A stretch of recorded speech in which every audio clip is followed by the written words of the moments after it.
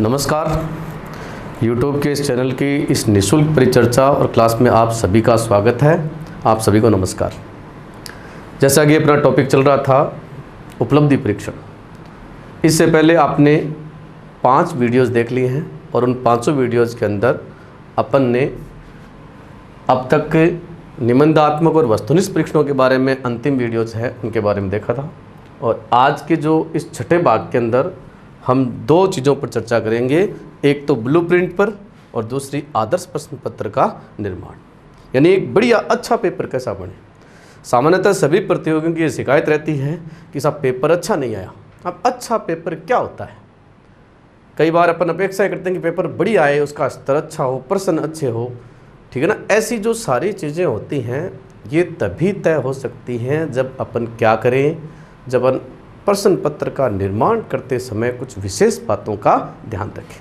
ये विशेष बातें कौन कौन सी हैं, इन बातों का अपन जिक्र करें। लेकिन इससे पहले प्रश्न पत्र का जो आधार स्तंभ होता है, जिसको अपन नील पत्र या ब्लूप्रिंट बोलते हैं, उसके बारे में चर्चा करते हैं। और उसके बाद में अपन आदर्श प्रश्न पत्र को बनाते समय प्रश्न पत्र निर्माता को किन किन बातों का ध्यान रखना चाहिए, उन सारी एक एक बातों को विस्तार से देखते हैं।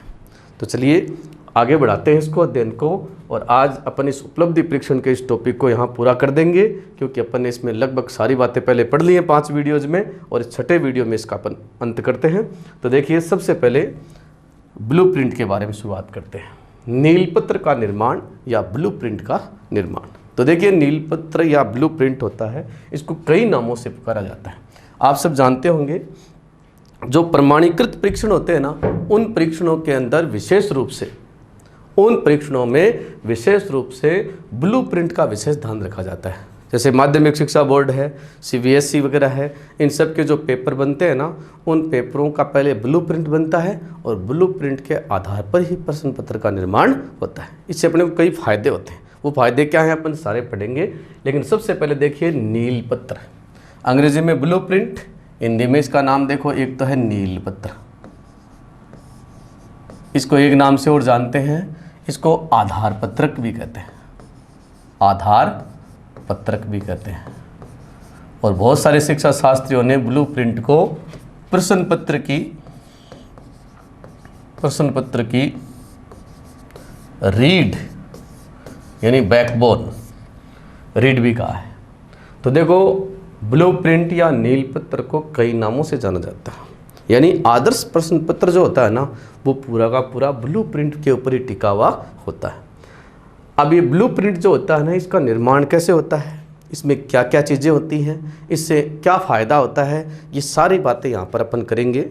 तो देखो, ब्लूप्रिंट के अंदर क्या होता है, इसके बारे में आपको थोड़ा सा बता देता हूँ। जैसे ब्लूप्रिंट का जब अपन निर्माण करते हैं तो कैसे करते हैं, किस प्रकार से इसको अपन तैयार करते हैं।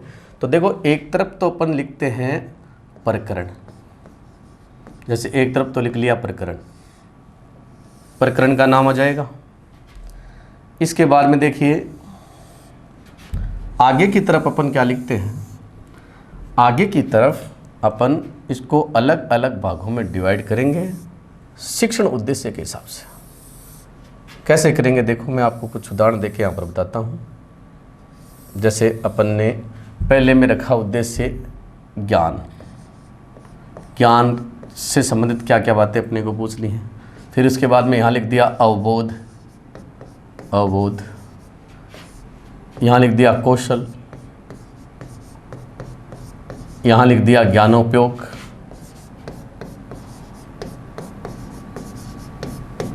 यहाँ लिख दिया अभिवृत्ति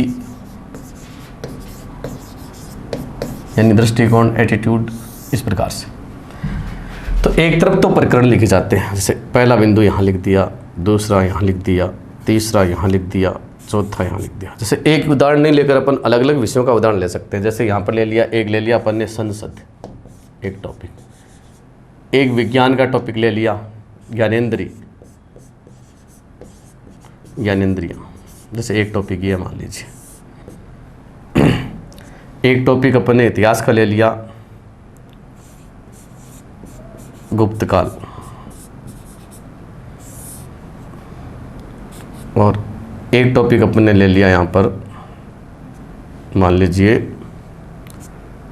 पवने, ये टॉपिक ले लिया, ठीक है। ऐसे टॉपिक ले लिए, चूँकि अपन ने अलग अलग सब्जेक्टों के लिए हैं, लेकिन एक सब्जेक्ट का ही बनता है, अपन सब जानते हैं, लेकिन मैंने उदाहरण के दृष्टिकोण से अलग अलग रखे।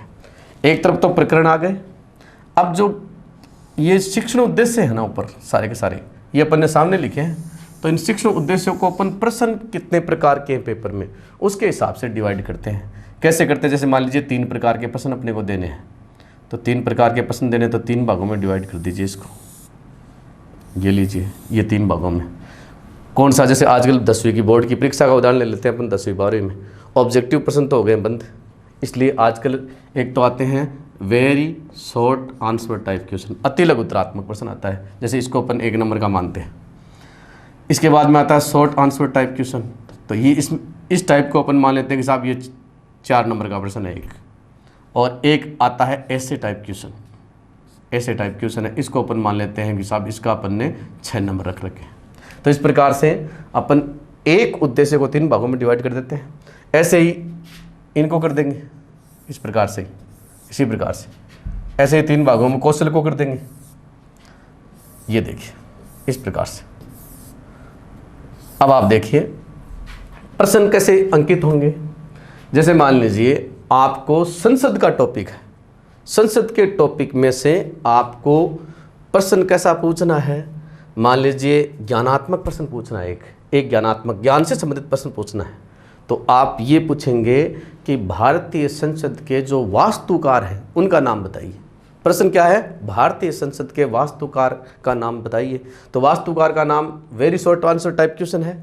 तो अब आप क्या करोगे, संसद के सामने और उद्देश्य के नीचे और प्रश्न किस प्रकार का पूछ रहे हो, वेरी शॉर्ट आंसर टाइप। तो अब आप क्या करोगे, यहाँ पर इसके जस्ट नीचे, इसके जस्ट सामने क्या करोगे, 1 नंबर लगाकर। जैसे मान लीजिए क्वेश्चन कितने हैं, क्वेश्चनों की संख्या तो रहेगी कोष्टक के अंदर और अंक जो हैं वो रहेंगे बाहर। तो एक ही तो प्रश्न पूछा आपने इस टॉपिक में से, इस ज्ञान से संबंधित, कौन सा, वेरी शॉर्ट आंसर टाइप। कितने नंबर का है, 1 नंबर का ही है, ठीक है। इसके बाद में देखिए, इसके बाद में अपन दूसरी बात करते हैं। एक प्रश्न जैसे मान लीजिए ज्ञानेंद्रियां हैं, देखिए आँख है, कान है, नाक है, इनमें से कोई प्रश्न अपन ले लेते हैं, त्वचा है।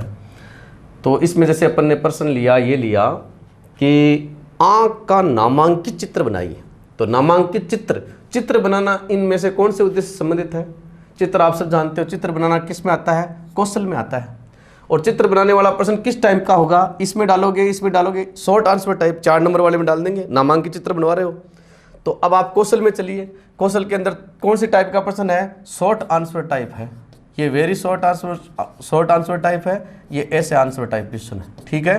तो शॉर्ट आंसर टाइप में आप ज्ञानेंद्रिय के सामने आइए और यहाँ पर आप लिखोगे प्रश्न कितना है, 1, नंबर कितने का है, 4 का, यहाँ 4 लिख दीजिए, ये 4 लिख दी। फिर आइए आप, एक प्रश्न अपन ने लिया गुप्त काल से, इतिहास में गुप्त काल से प्रश्न लेके, गुप्त काल को भारतीय इतिहास का स्वर्ण काल कहते हैं। इस बात से आप सहमत हैं या नहीं, इसके पक्ष और विपक्ष में तर्क दीजिए। कौन सा उद्देश्य जांच करेंगे, आपका एटीट्यूड जांच किया जा रहा है, अभिवृत्ति जांच की जा रही है। प्रश्न कैसा होगा, प्रश्न ऐसा विस्तृत होता है, आप सब जानते हो, निबंधात्मक प्रश्न है। तो गुप्त काल के सामने जाइए और अभिवृत्ति में आ जाइए, और अभिवृत्ति में कौन सा, वेरी शॉर्ट आंसर टाइप नहीं, शॉर्ट आंसर टाइप नहीं, ऐसे आंसर टाइप क्वेश्चन है, इसमें है। तो गुप्त काल के जस्ट सामने ऐसे वाले कॉलम में प्रश्न है 1, कितने नंबर का है, 6, ऐसे लिख दिया, ठीक है। ये गुप्त काल में हो गया। अब पवने, विंड्स जो हवाएं होती हैं, तो पवनों के प्रकार वगैरह हैं, यानी गर्म पवनों में या ठंडी पवनों के अंदर अंतर बताइए। तो अंतर का प्रश्न किस में आता है, अवबोध में आता है। शॉर्ट आंसर टाइप में 40 शब्दों वाला है, तो उसमें शॉर्ट आंसर टाइप में ले लेंगे अपन, और इसके पवनों के आगे यहाँ पर क्या लिख देंगे, एक प्रश्न कितने नंबर का है, 4 का, ये लो। इस प्रकार से प्रत्येक टॉपिक में से किस उद्देश्य का प्रश्न आपको पूछना है, तो उसमें देखो आपको सारी बातों का ध्यान रखना पड़ता है। तो ब्लूप्रिंट का निर्माण इस प्रकार से होता है, नीचे टोटलिंग वगैरह आती है, सारे टॉपिक वगैरह हैं, प्रश्नों की संख्या, कितने प्रश्न हैं, तो प्रश्न भी उसी हिसाब से रखने हैं। तो देखो अब नीलपत्र इस प्रकार से निर्मित होता है। तो मैंने आपको सबके एक एक उदाहरण यहाँ पर बता दिए हैं। तो यहाँ ध्यान रखिएगा, यहाँ खास बात क्या है कि ये जो नीलपत्र है ये पहले से निर्मित होता है। जैसे हम भी बोर्ड वगैरह या अन्य कोई जो परीक्षाएं होती हैं, स्थानीय जिला समान परीक्षाएं वगैरह होती है ना, तो उसमें प्रश्न पत्र वगैरह बनाते हैं तो हमें पहले ब्लूप्रिंट देते हैं कि साहब आप प्रश्न बनाते समय इस ब्लूप्रिंट का ध्यान में रखना है। तो ब्लूप्रिंट आपको क्या क्या निर्देश, प्रश्न पत्र निर्माता को क्या क्या निर्देश देता है? एक तो ये बताता है कि आपको टोटल कितने प्रश्न बनाने हैं, 23, 24, 25 जो भी है, प्रश्न कितने हैं यानी प्रश्नों की संख्या कितनी है, किस प्रकरण से प्रश्न लेने हैं, ध्यान से सुनो, कुल प्रश्न कितने हैं, कुल पूर्णांक कितने हैं, किस टॉपिक से प्रश्न लेने हैं, किस उद्देश्य से संबंधित प्रश्न लेने हैं और किस प्रकार का प्रश्न लेना है, कितने अंकों का प्रश्न लेना है। तो ये सारी चीजें यानी कौन से पाठ में से कितने तो प्रश्न लेने हैं, पूरे पेपर में कितने प्रश्न होंगे, कौन से पाठ में से कितने अंकों के प्रश्न लेने हैं, किस टाइप का प्रश्न लेना है, किस उद्देश्य का प्रश्न लेना है, इन सभी बातों का जवाब हमें कौन देता है? ब्लूप्रिंट देता है। इसीलिए ब्लूप्रिंट को प्रश्न पत्र की बैकबोन कहा जाता है। क्यों? क्योंकि इसके आधार पर अगर अपन प्रश्न बनाएंगे ना तो अपने पास में सारी जानकारियां होंगी। और इसका एक बहुत बड़ा फायदा होता है, आपने जब मूल्यांकन पढ़ा था तो उसमें अपन ने विशेषताएं पढ़ी थी, 2 विशेषताएं, ध्यान रखना, एक विशेषता पढ़ी थी वैधता और एक पढ़ी थी व्यापकता। वैधता और व्यापकता का अगर आपको पालन करना है अपने परीक्षण के माध्यम से या मूल्यांकन में, आपको वैधता या व्यापकता लानी है तो ब्लूप्रिंट के आधार पर पेपर बनाओगे, निश्चित रूप से आएगी। क्यों आएगी इसकी वजह बता देता हूँ। मैंने आपको वैधता का अर्थ बताया था। वैधता का अर्थ क्या होता है कि परीक्षण का निर्माण जिस उद्देश्य के लिए किया गया है, प्रश्न उसी उद्देश्य से संबंधित होने चाहिए और परीक्षण उन उद्देश्यों को प्राप्त करने में क्या होना चाहिए? सफल होना चाहिए। जिस उद्देश्य के लिए यानी ज्ञान, अवबोध, कौशल, ज्ञानोपयोग, जिस उद्देश्य के लिए परीक्षण का निर्माण किया जा रहा है उस उद्देश्य को प्राप्त करने वाला होना चाहिए। तो अपन सब जानते हैं अगर ब्लूप्रिंट के आधार पर अपन पेपर बनाएंगे ना तो हर उद्देश्य का क्या होगा? पालन होगा। और एक खास बात तो आप हर टॉपिक में से तो क्या ले लोगे? प्रश्न ले सकते हो। इसके साथ साथ में आप हर उद्देश्य से संबंधित ज्ञान का प्रश्न भी लोगे, अवबोध का भी लोगे, कौशल का भी लोगे, ज्ञानोपयोग का भी लोगे, अभिवृत्ति का भी लोगे, हर में से प्रश्न ले रहे हो। तो इसका मतलब क्या है कि आपने ज्ञानात्मक, भावात्मक और क्रियात्मक तीनों पक्षों की जांच कर ली है। तीनों पक्षों की जांच होते ही मूल्यांकन में क्या जाती है? व्यापकता आ जाती है। अरे भाई सीसी के अंदर व्यापकता, कॉम्प्रेहेंसिवनेस, व्यापकता का मतलब यही तो है कि ज्ञानात्मक, भावात्मक, क्रियात्मक सभी पक्षों की जांच होनी चाहिए। तो सभी पक्षों की जांच हो जाती है ऐसे परीक्षण से। दूसरी बात, व्यापकता कैसे आई? सारे के सारे उद्देश्य अपन ने शामिल कर लिए। और वैधता कैसे आई? कोई भी प्रश्न अपन ने ऐसा नहीं डाला है जो किसी उद्देश्य के नीचे नहीं हो। हर प्रश्न किसी न किसी उद्देश्य के संबंध में है। देखो इसका ये इस उद्देश्य से, ये इससे है, ये इससे है, अभिवृत्ति से है, यानी बिना उद्देश्य का कोई प्रश्न नहीं है। इसलिए वैधता का पालन भी होता है। तो ये होता है ब्लूप्रिंट। ब्लूप्रिंट कैसे बनता है, इसमें किस प्रकार की संरचना होती है, इसका क्या लाभ होता है? ब्लूप्रिंट का सबसे बड़ा फायदा है कि इससे मूल्यांकन में वैधता और व्यापकता आती है और प्रश्न पत्र निर्माता को एक तरह से गाइडलाइन भी प्राप्त हो जाती है। इस आधार पर बनाया गया प्रश्न पत्र है वो हमेशा वैधता और व्यापकता के गुण से युक्त होगा। तो अपन ने एक चीज़ पढ़ ली है, ब्लूप्रिंट। अब इसी में अगली बात देखते हैं, आगे बढ़ते हैं। अगली बात है आदर्श प्रश्न पत्र का निर्माण। तो देखो, आदर्श प्रश्न पत्र का निर्माण करते समय हमें किन किन बातों का ध्यान, ध्यातव्य बिंदु यानी कहने का मतलब ध्यान रखने योग्य वो बिंदु जिनको अपन प्रश्न पत्र का निर्माण करते समय ध्यान में रखें। अक्सर विद्यार्थियों को शिकायतें होती हैं कि साहब प्रश्न पत्र का स्तर ठीक नहीं था, एक ही टॉपिक में से ज़्यादा प्रश्न पूछ लिए। इस प्रकार की चीज़ें नहीं होनी चाहिए। इस प्रकार की गलतियों से या जैसे छपाई है, भाषा की क्लिष्टता है, इन सब चीज़ों से बचने के लिए अगर कुछ महत्वपूर्ण बिंदुओं को अपन प्रश्न पत्र का निर्माण करते समय ध्यान में रख लें तो इन गलतियों से बचा जा सकता है और एक आइडियल जो मॉडल टेस्ट पेपर है वो अपन बना सकते हैं। तो आदर्श प्रश्न पत्र का निर्माण करते समय प्रश्न पत्र निर्माता को किन किन बातों का ध्यान रखना चाहिए, इन बिंदुओं पर अपन एक एक करके चर्चा करते हैं। इसमें सबसे पहली बात नंबर 1 पहला बिंदु अपन लेते हैं।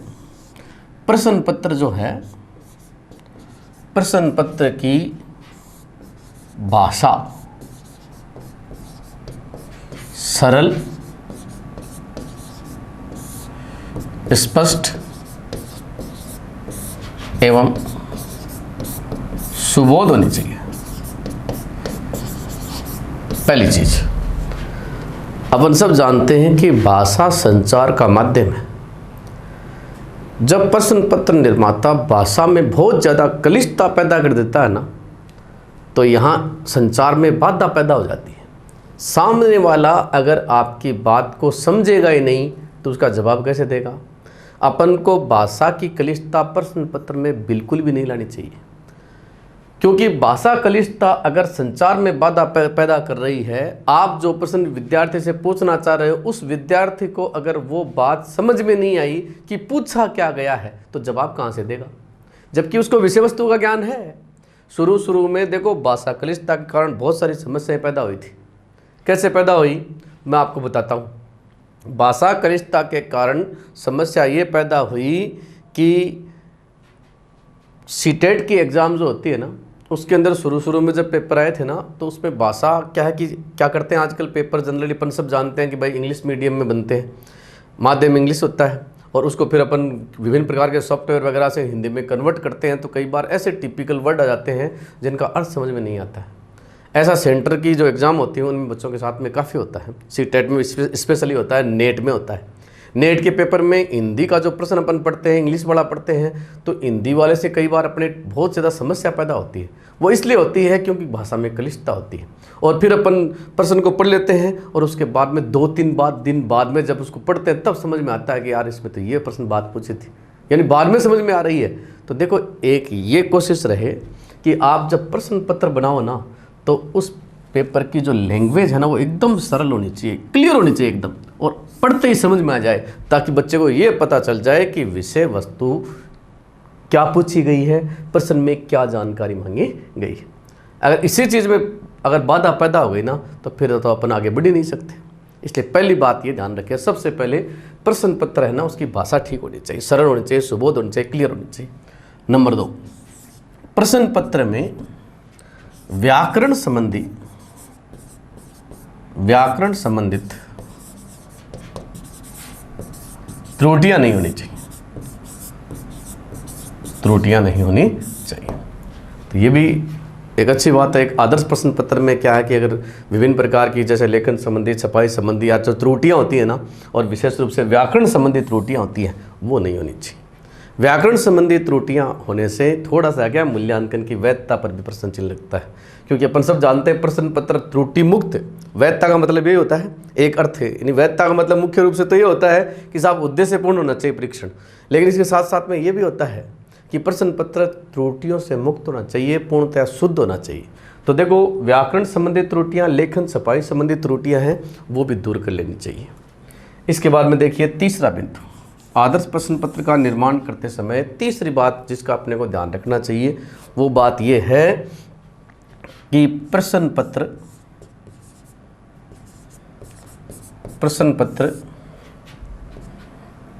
में पाठ्यक्रम के सभी प्रकरणों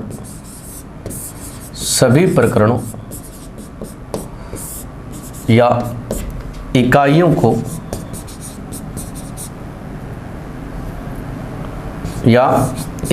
को शामिल किया जाना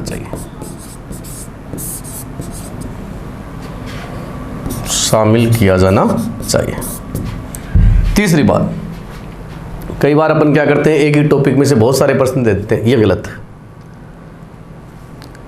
अपने को प्रश्न पत्र बनाते समय ये ध्यान रखना चाहिए कि भाई अपने प्रश्न पत्र का स्वरूप कैसा है। जैसे रीट के अंदर 150 प्रश्न आते हैं, तो आपको एक टॉपिक में से अगर एक एक प्रश्न दोगे ना, तो लगभग 150 टॉपिक है, क्योंकि सारे जो 150 अपने जो सारे पोर्शन है, सब्जेक्ट वगैरह है, साइकोलॉजी है, हिंदी है, ये सब जो मनोविज्ञान वाला है, इन सब में अगर देखें ना तो इतने टॉपिक हो जाते हैं कि अपन सब में से एक एक प्रश्न दे सकते हैं। लेकिन ऐसा वस्तुनिष्ठ प्रश्नों में संभव है, क्योंकि प्रश्नों की संख्या ज़्यादा होती है, इसलिए सारे टॉपिक या सारी यूनिट अपन कवर कर सकते हैं। लेकिन निबंधात्मक परीक्षाओं में कमी होती है। निबंधात्मक परीक्षाओं में जैसे पीजी होती है, एमए के अंदर जैसे हमारे इतिहास में आपके 20 पार्ट हैं, 20 चैप्टर दे रखे हैं, लेकिन प्रश्न कितने आते हैं? 5। इसका मतलब 75% पोर्शन है, उसका तो मूल्यांकन ही नहीं होता। खाली कितने का हो रहा है? 25% का ही हो रहा है। तो कोशिश ये करें, अगर वस्तुनिष्ठ परीक्षण है तो अपने को कोशिश ये करनी चाहिए कि प्रत्येक प्रकरण या इकाई है उसको पाठ्यक्रम में शामिल करें। तो इससे क्या है, विषय वस्तु की थोड़ी सी व्यापकता पैदा हो जाती है, यानी सारे बिंदुओं को अपन छू लेते हैं तो उसमें क्या है कि कंप्लीट पूरी चीज़ें हैं वो समाहित हो जाती है। तो एक ये भी ध्यान रखना चाहिए। इसके बाद में चौथी बात है प्रश्न पत्र में पाठ्यक्रम के बाहर से प्रश्न नहीं आने चाहिए। ये विशेष रूप से ध्यान रखें। प्रश्न भी आया हुआ है ऐसा कि एक परीक्षा में पाठ्यक्रम के बाहर से 3 प्रश्न पूछे गए, 100 में से 3 प्रश्न आउट ऑफ सिलेबस थे। इससे मूल्यांकन की कौन सी विशेषता प्रभावित होती है? इससे मूल्यांकन की वैधता प्रभावित होती है। क्यों? क्योंकि पाठ्यक्रम से बाहर का प्रश्न है, इसका मतलब क्या है, वो उद्देश्यनिष्ठ नहीं है। जबकि अपन सब जानते हैं कि प्रत्येक प्रश्न किसी न किसी उद्देश्य को पूरा करने वाला होना चाहिए। अगर कोई भी प्रश्न उद्देश्य को पूरा नहीं कर रहा है और आपने उसको पाठ्यक्रम यानी प्रश्न पत्र में डाल दिया है, इसका मतलब क्या है, इससे परीक्षण की वैधता पर प्रश्न चिन्ह लगता है। इसलिए इस बात का भी ध्यान रखें। तो 4 बात अपन ने पढ़ ली है, अब आगे देखिए।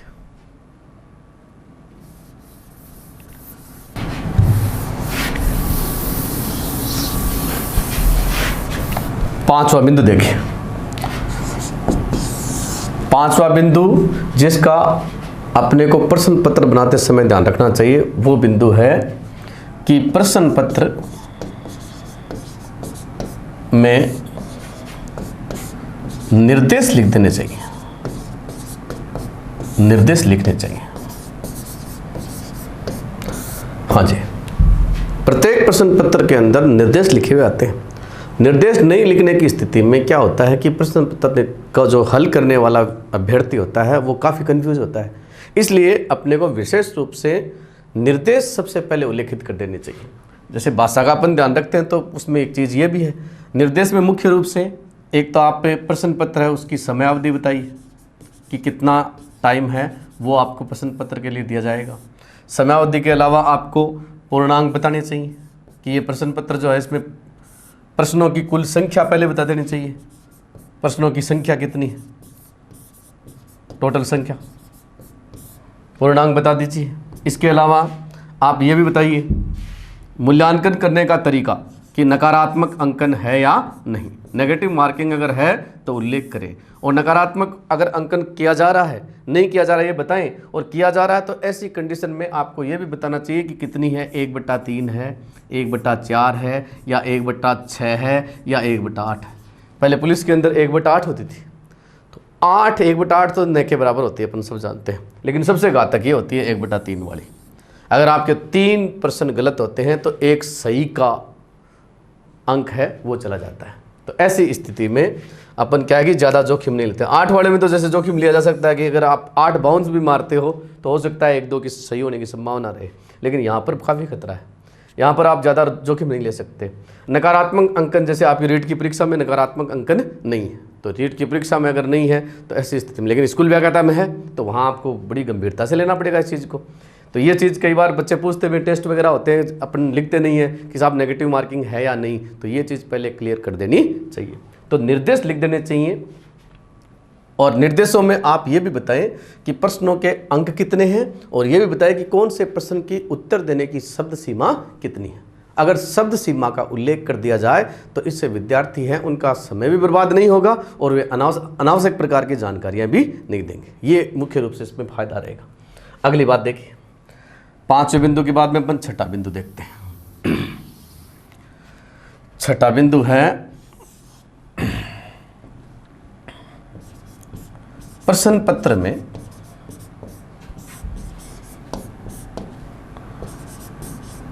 उत्तर हेतु विशिष्ट संकेत नहीं होने चाहिए। कोई विशेष प्रकार का संकेत या हिंट है ना, वो प्रश्न के अंदर नहीं होना चाहिए। कई बार देखो प्रश्न इस प्रकार के पूछे जाते हैं कि उसमें हिंट दिया जाता है कि इसका अर्थ ये है तो इसका अर्थ क्या होगा। अरे भैया सीधा ही पूछ ले, पहले ये क्यों बता रहा है। प्रश्न पूछने का उद्देश्य है सामने वाले से जानकारी लेना, न कि जानकारी देना। जैसे मैं आपको एक प्रश्न बताता हूँ। जैसे एक परीक्षा में प्रश्न पूछा गया कि भारत का मैनचेस्टर अहमदाबाद है, तो बताइए राजस्थान का मैनचेस्टर कौन सा है। तो अब आपने भारत का मैनचेस्टर बता दिया, भारत का मैनचेस्टर अहमदाबाद क्यों है, तो अगला दिमाग तो लगाएगा ना कि अहमदाबाद में वस्त्र निर्माण होता है, और ऐसे ही वस्त्र निर्माण राजस्थान में कहाँ होता है, भीलवाड़ा में होता है, तो उत्तर अपने आप पहुँच गया। इस प्रकार के हिंट कभी भी नहीं। जैसे एक प्रश्न पूछा गया पॉलिटिकल साइंस में, जैसे प्रश्न आया था कि concept of liberty, concept of liberty है वो पुस्तक है, वो आइजिया बर्लिन की है, तो आप बताइए ऑन लिबर्टी किसकी पुस्तक है। अरे भैया कंसेप्ट ऑफ लिबर्टी बताने की जरूरत कहाँ थी आपको, ऑन लिबर्टी सीधा ही पूछ लेते। अब आपने अगले के मान लीजिए कंफ्यूजर वो गलत भी करे तो आप गलत नहीं करने दे रहे हो, उसको सही करने दे रहे हो, क्योंकि आपने ये बता दिया कि कंसेप्ट ऑफ लिबर्टी है ना वो तो जॉन स्टुअर्ट मिल की नहीं है, तो अपने आप ही आप उत्तर तक पहुँचो। इस प्रकार के हिंट प्रश्न में कभी भी नहीं देने चाहिए। सीधा सीधा प्रश्न पूछिए आप। प्रश्न के माध्यम से अभ्यर्थी को जानकारी देने की चेष्टा न कीजिए, सीधा सीधा उससे प्रश्न पूछिए। चलिए, तो एक बात का ये भी ध्यान रहे। अगला बिंदु, प्रश्न पत्र में किसी भी प्रश्न का उत्तर छुपा हुआ नहीं होना चाहिए भाई, उत्तर छुपा हुआ नहीं होना चाहिए। कई बार ये भी होता है उत्तर छुपा हुआ नहीं होना चाहिए। कई बार क्या होता है कि प्रश्न पत्र में इस प्रकार से पेपर बनाया जाता है कि कुछ प्रश्नों के जवाब तो पेपर के अंदर ही होते हैं। जैसे मान लीजिए किसी एक जगह विशेषता आपने दी कि निम्नलिखित 5 विशेषताओं में से कौन सी एक असंगत है, तो 4 तो सही है ना, एक ही तो गलत है। और आगे चलकर ऐसी विशेषता का दूसरा प्रश्न और पूछ लिया, अगला पीछे जाके उसको देखेगा और देख कर हल कर देगा। सेकंड ग्रेड 2010 में SST का जो पेपर हुआ था ना, उसमें 5 प्रश्न ऐसे थे जिनके उत्तर प्रश्न पत्र के अंदर ही छुपे हुए थे, पीछे वाले प्रश्नों के अंदर दे रखा था उनके बारे में जानकारी, तो वहाँ जाके अपने आप ही उत्तर सही कर लिए। अरे भैया आप आंसर की बच्चे को दे रहे हो या प्रश्न पत्र दे रहे हो। कभी भी प्रश्न चाहे 150 है तो किसी भी प्रश्न का उत्तर किसी में छुपा हुआ नहीं होना चाहिए।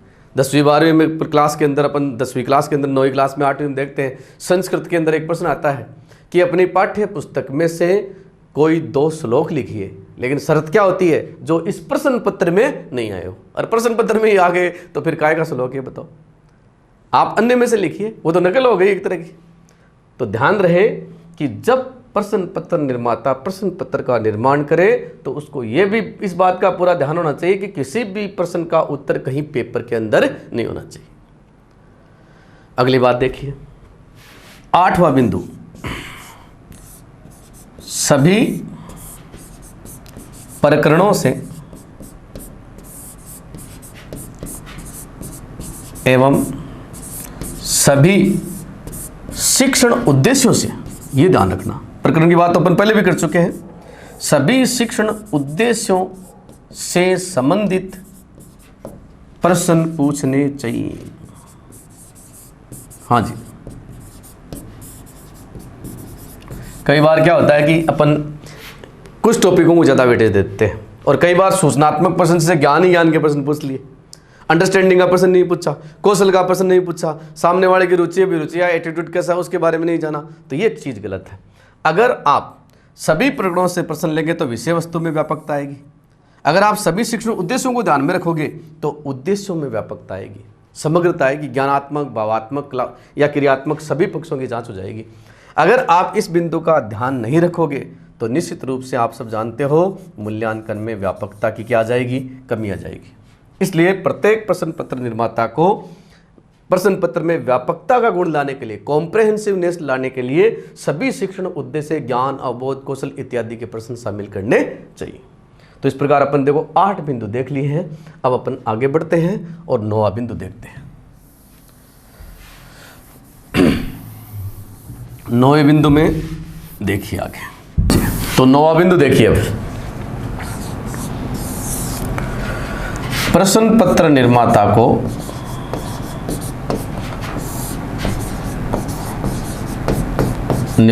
को पर्याप्त समय दिया जाना चाहिए, समय दिया जाए। ये खास बात होती है भाई, विशेष रूप से ऑब्जेक्टिव एग्जाम के अंदर। वस्तुनिष्ठ परीक्षणों का निर्माण करना बहुत ही टेढ़ा काम है, समय साध्य काम है, परिश्रम ज़्यादा करना पड़ता है। इसलिए प्रश्न पत्र निर्माता को पर्याप्त समय दिया जाना चाहिए ताकि वो बहुत अच्छे अच्छे प्रश्नों का निर्माण कर सके। अगर आप कम समय दोगे तो निश्चित रूप से, कई बार ऐसा हुआ है, एक बार सेकंड ग्रेड की उर्दू की परीक्षा में हुआ था इस प्रकार का कि एक ही प्रश्न पत्र है, उसके अंदर ऐसे प्रश्न आ गए जो एक ही गाइड से 40%, 30%, 20%। क्योंकि अगर आप प्रश्न पत्र निर्माता को पर्याप्त समय नहीं देंगे तो निश्चित रूप से वो जल्दबाजी में किसी न किसी गाइड या पुस्तक के अंदर जो प्रश्न पहले से छपे हुए हैं उन प्रश्नों का सहारा लेगा। तो ऐसी चीज़ों से बचने के लिए अपने को प्रश्न पत्र निर्माता को प्रॉपर टाइम देना चाहिए ताकि अच्छे से अच्छा प्रश्न पत्र है वो निर्मित किया जा सके। ये विशेष रूप से ध्यान रखें। अगला, यथासंभव अगर पॉसिबल हो तो प्रश्न जो है, यथासंभव प्रश्न सरल से कठिन की ओर होना चाहिए। शिक्षण सूत्र है एक, सरल से कठिन की ओर, इजी टू कॉम्प्लेक्स। पहले सरल प्रश्न दें और बाद में धीरे धीरे क्या है, कठिनाई स्तर को बढ़ाते जाइए। देखो, अपन सब जानते हैं अगर अपन प्रश्न पत्र का निर्माण करते समय पहले सरल प्रश्न देते हैं तो इससे क्या होता है कि बच्चा जो है उसके अंदर प्रेरणा बनी रहती है। अगर पहले कठिन प्रश्न दे देते हैं तो इससे बच्चा कई बार क्या है, दबाव में आ जाता है थोड़ा सा, और ऐसी स्थिति के अंदर क्या है, वो तनावग्रस्त हो जाता है। तो दबाव और तनाव की स्थिति से बचाने के लिए पहले अपन उसको सरल प्रश्न लें और धीरे धीरे कठिनाई स्तर है उसको बढ़ाएं। क्योंकि अपन सब जानते हैं शुरुआत में अगर कठिन प्रश्न आ गया तो इससे बच्चा डेमोलाइज हो जाता है, ऐसा कई बार होता है। अब चूंकि ऑब्जेक्टिव एग्जाम में ऐसा पॉसिबल नहीं है, क्योंकि अपन सब जानते हैं ऑब्जेक्टिव एग्जाम में सीरीज होती है A, B, C, D, तो उसमें प्रश्न ऊपर नीचे हो जाते हैं। लेकिन मान लीजिए ये तो नहीं, लेकिन बोर्ड वगैरह की परीक्षा वगैरह होती है उसमें जो प्रश्न पत्र बनाते हैं उनमें अपने को ध्यान रखना चाहिए, पहले सरल प्रश्न देते हैं। और ऐसा होता भी है, बोर्ड वगैरह के पेपर बनते हैं, शुरुआत में छोटे और सरल प्रश्न आते हैं तो उनको आराम से बच्चा सॉल्व कर लेता है, फिर धीरे धीरे कठिनाई स्तर बढ़ता है और वो धीरे धीरे कठिन प्रश्नों को भी हल करने की कोशिश करता है। अगर शुरू में ही कठिन प्रश्न आ गया ना तो वो डेमोलाइज हो जाएगा और आगे प्रश्नों को करे नहीं पाएगा। तो ऐसी कंडीशन में अगर इस शिक्षण सूत्र का अपन ध्यान रखें ना तो ये भी फायदेमंद साबित हो सकता है बच्चे के लिए। अगली बात, 11वां बिंदु, यथासंभव प्रश्न स्वयं द्वारा निर्मित होने चाहिए। यस, यानी विषय वस्तु को अच्छी तरह से देखकर अगर प्रश्न पत्र निर्माता स्वयं अपने हाथ से प्रश्नों का और विकल्पों का, इन सब का निर्माण करे ना तो वो प्रश्न बहुत ही बढ़िया होता है, उसमें गलती होने की संभावनाएं भी कम होती हैं। कई बार किसी पाठ्य वस्तु से या किसी किताब से या किसी गाइड से प्रश्न डाल लेता है, उसका आंसर वगैरह भी गलत होता है तो आगे की में भी फिर दिक्कत आती है। तो ये जो चीज़ है ना, इससे बचने का सबसे बढ़िया तरीका यही है कि पेपर में अगर आप खुद के हाथ से बने हुए, खुद के निर्मित प्रश्न हैं उनको शामिल करोगे तो निश्चित रूप से आपका प्रश्न पत्र बहुत ज़्यादा प्रभावशाली भी होगा और बच्चे के सामने एक नया प्रश्न भी आएगा। इसके साथ साथ अपने को एक कोशिश और करनी चाहिए और वो है यथासंभव प्रश्न पत्र जो है उसके अंदर विकल्प की व्यवस्था भी होनी चाहिए। विकल्प, ऑप्शन वाली व्यवस्था भी होनी चाहिए। विकल्प का मतलब यहाँ पर यह है कि प्रश्नों का विकल्प, कि ये प्रश्न छोड़ सकते हो आप, ये कर सकते हो। वैसे आप सब जानते हैं कि प्रश्न पत्र में विकल्प है ना वो 3 प्रकार के होते हैं। ये विकल्प कौन कौन से होते हैं मैं आपको एक एक करके बताता हूँ। देखो, प्रश्न पत्र में जब विकल्प की बात करते हैं तो एक तो होता है प्रश्न विकल्प, एक होता है समग्र विकल्प और एक होता है खंड विकल्प। ऑप्शन प्रश्न पत्र में 3 टाइप के होते हैं भाई। प्रश्न विकल्प का मतलब तो क्या होता है, इसमें 2 प्रश्न होते हैं ना, उनके बीच में अथवा लिखा हुआ आता है। जैसे आपने देखा होगा बोर्ड की परीक्षा में आता है ना, निबंधात्मक प्रश्न होते हैं, उनके बीच में अथवा लिखा हुआ आता है 2 प्रश्नों के बीच में। अथवा का मतलब ये है कि दोनों में से किसी एक को करना है आपको। समग्र विकल्प में क्या होता है, जैसे पहले यूजीसी नेट की परीक्षा होती थी ना, उसमें समग्र विकल्प का ऑप्शन आता था। फर्स्ट पेपर जो होता है रिसर्च मेथोडोलॉजी का होता है, उसके अंदर 60 प्रश्न आते थे और उसमें लिखा होता था कि इन 60 में से कोई 50% कीजिए, यानी आप इन 60 में से कोई से भी 50% कर दीजिए। कितने छोड़ने हैं आपको? 10% छोड़ने हैं। इसको बोलते हैं समग्र। सारे प्रश्नों में से जब आपको विकल्प दिया जाता है समग्र विकल्प। और खंड वाला आप सब जानते ही हो, ये यूजीपीजी में होता है। इसमें क्या होता है कि प्रत्येक इकाई में से कुछ प्रश्न करने जरूरी होते हैं। प्रत्येक इकाई में से कुछ प्रश्न तो करने क्या होते हैं? जरूरी होते हैं। और बाद में अन्य जो होते हैं वो किसी भी यूनिट वाइज, पहली यूनिट में से, दूसरी यूनिट में से, तीसरी यूनिट में से, इस प्रकार से। तो विकल्प 3 प्रकार के हो सकते हैं। अगर पॉसिबल हो सके तो विद्यार्थी को क्या है, अभ्यर्थी जो है उसको विभिन्न प्रकार के विकल्प हैं, इनमें से कोई एक है वो दे देना चाहिए। इसके बाद में आगे बढ़िए। अगली बात है कि प्रश्न पत्र का कठिनाई स्तर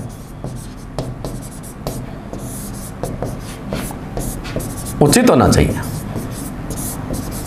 उचित होना चाहिए जिससे प्रश्न पत्र मूल्यांकन में विभेदकारिता पैदा हो सके। सारे प्रश्न सरल नहीं होने चाहिए, सारे प्रश्न कठिन नहीं होने चाहिए। हर टाइप के प्रश्न प्रतिभाशाली के लिए, औसत के लिए या पिछड़े के लिए, हर टाइप के बच्चे के लिए प्रश्न होने चाहिए। हर टाइप के होंगे तो इससे क्या है कि सब, यानी उच्च बुद्धि वाले, औसत और निम्न वाले तीनों क्या हो जाएंगे? अलग। अपन सब जानते हैं कि मूल्यांकन वगैरह परीक्षणों का उद्देश्य है वो वर्गीकरण करना ही होता है। तो वर्गीकरण विभेदकारिता तभी पैदा होगी ज़्यादा जब अपन प्रश्न पत्र के कठिनाई स्तर का ध्यान रखेंगे। उसमें टिपिकल प्रश्न भी रखेंगे, एवरेज प्रश्न भी रखेंगे और एकदम इजी प्रश्न भी रखेंगे। इससे सभी प्रकार के विद्यार्थी क्या हो जाएंगे? अलग अलग हो जाएंगे। और इसके बाद में अगला बिंदु देखिए। अगला बिंदु अपना ये है कि प्रश्न पत्र निर्माता है उसको ये भी ध्यान रखना चाहिए कि विशेष रूप से परीक्षण ऐसा हो जो विश्वसनीयता एवं वैधता के गुण से भी संपन्न हो। विश्वसनीयता तो आप सब जानते ही हो कि साफ परीक्षण का निर्माण किसी पर भी अपन प्रयुक्त करें, लेकिन अंकों में फर्क नहीं आना चाहिए। किससे भी जांच करवाएं, इस प्रकार का बनाएं। इसके लिए अपन एक काम कर सकते हैं, अगर विश्वसनीयता बढ़ानी है तो प्रश्न पत्र का स्वरूप अपने को कैसा कर देना चाहिए? वस्तुनिष्ठ कर देना चाहिए। क्योंकि वस्तुनिष्ठ परीक्षणों के अंदर विश्वसनीयता क्या होती है? अधिक होती है। और निबद्धात्मक या विशेषनिष्ठ परीक्षण होते हैं ना, उनमें थोड़ी विश्वसनीयता की समस्या आती है। इसलिए अपने को प्रश्न पत्र का स्वरूप है उसको ध्यान में रखते हुए विश्वसनीयता की कोशिश करनी चाहिए। और वैधता का गुण जो होता है वो अपन सब जानते ही हैं। वैधता के गुण का सीधा सीधा मतलब यही है कि जिस उद्देश्य के लिए इस परीक्षण का निर्माण किया गया है ना, उस उद्देश्य को प्राप्त करने वाला होना चाहिए और किसी प्रकार की इसमें त्रुटि नहीं होनी चाहिए। अगर इन सारी बातों का अपन ध्यान रखें तो अपन एक बहुत ही अच्छा आदर्श जो प्रश्न पत्र है उसका निर्माण कर सकते हैं।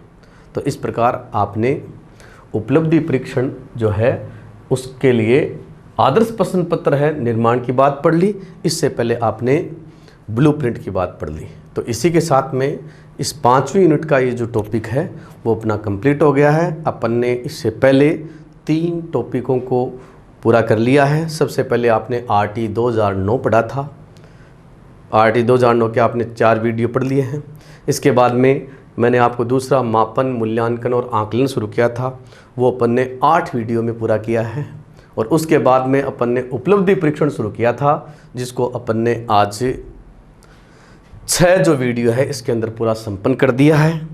इस प्रकार से अपन ने जो 7वीं यूनिट है उसके अंदर जो 60 टॉपिक हैं उनमें से 4 टॉपिक हैं उनको पूरा कर लिया है। मापन, मूल्यांकन, आकलन तीनों वैसे अलग अलग चीज़ हैं और अलग अलग लिख रखी हैं। RT हो गया, 4 चीज़ तो ये हो गई और एक उपलब्धि परीक्षण हो गया। तो इस प्रकार से 5 टॉपिक तो हो गए हैं। क्रियात्मक अनुसंधान और सतत एवं समग्र मूल्यांकन है, ये बच्चे हैं जिनकी चर्चा अपन नेक्स्ट क्लास होगी उसके अंदर करेंगे।